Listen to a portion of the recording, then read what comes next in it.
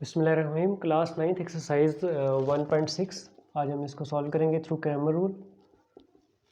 Question number first का second part में इसको सॉल्व कर रहा हूँ। हमने थ्रू क्रैमर रूल एक्स और वाई की वैल्यू फाइंड करनी है। तो सबसे पहले हम इसको मैट्रिक्स फॉर्म में कंसिडर बनाते हैं। मैट्रिक्स फॉर्म में जब हम इसको लेके चलते हैं तो हमें पहले ए मैट्रिक्स बना लेते हैं। ठीक है, ए मैट्रिक्स आपने कैसे बनाना है, सबसे पहले आपने एक्स की वैल्यू लिखनी है। एक्स का जो कोफिशिएंट्स हो गए वो आपने लिखने हैं।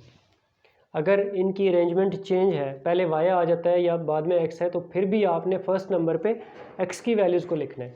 सेकंड नंबर पे आपके पास जब वाई के साथ कोई वैल्यू नहीं है तो 1 है, वाई का कोएफिशिएंट 1 है और यहाँ पर वाई का कोएफिशिएंट 5 है। आपके पास ए मैट्रिक्स बन गया। अब हमें क्रैमर रूल्स के थ्रू जो रूल है वो ये क्या है कि मॉड ऑफ ए एक्स और मॉड ऑफ ए, और वाई की वैल्यू हमने कंसिडर करनी होती है a mod of a y over mod of a. अब ए एक्स को आप D1 भी लिख सकते हैं और इसको D2 भी लिख सकते हैं, यानी कि आप इसको D1 और इसको आप क्या लिख सकते हैं y के लिए D2 का मॉड और मॉड ऑफ ए। तो ये दोनों मेथड है, आप क्रैमर रूल की नोटेशन है, दोनों में से कोई भी आप यूज़ कर सकते हैं। तो अब हमें ए एक्स मैट्रिक्स और ए वाई मैट्रिक्स या D1 या D2 मैट्रिक्स बनाना है। तो हम ए एक्स मैट्रिक्स बनाते हैं, इसको आप D1 भी लिख सकते हैं। वो कैसे बनेगा वो देखें।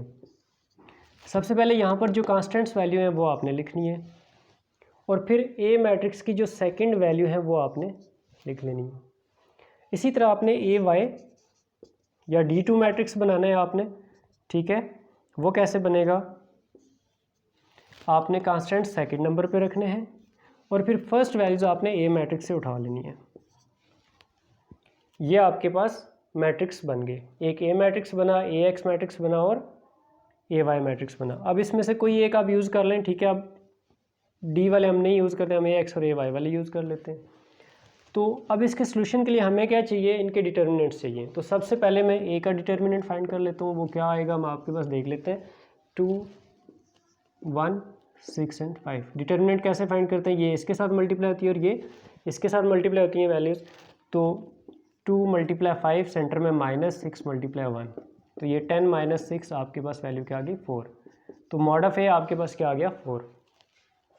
इसी तरह हमने mod of a x find करना है या डिटर्मिनेंट ऑफ ए एक्स की वैल्यू कंसीडर करें, क्या है 3 1 और 1 और 5। इसका भी डिटर्मिनेंट फाइंड करने के लिए मॉड या मक्ता फाइंड करने के लिए क्या मालूम करेंगे, इसके साथ ज़रब करेंगे 5 के साथ, -1 × 1, 15 - 1 आपके पास 14। तो मॉड ऑफ ए एक्स आपके पास 14 आ गया। इसी तरह आपको ए वाई का मक्ता या ए वाई का डिटर्मिनेंट भी चाहिए।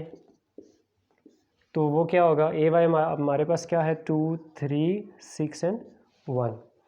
तो ये वैल्यू इसके साथ मल्टीप्लाई होगी और ये इसके साथ, 2 × 1 -6 × 3। तो आपके पास क्या आएगा 2 - 18 = -16। ये आपके पास मॉड ऑफ ए वाई आ गया।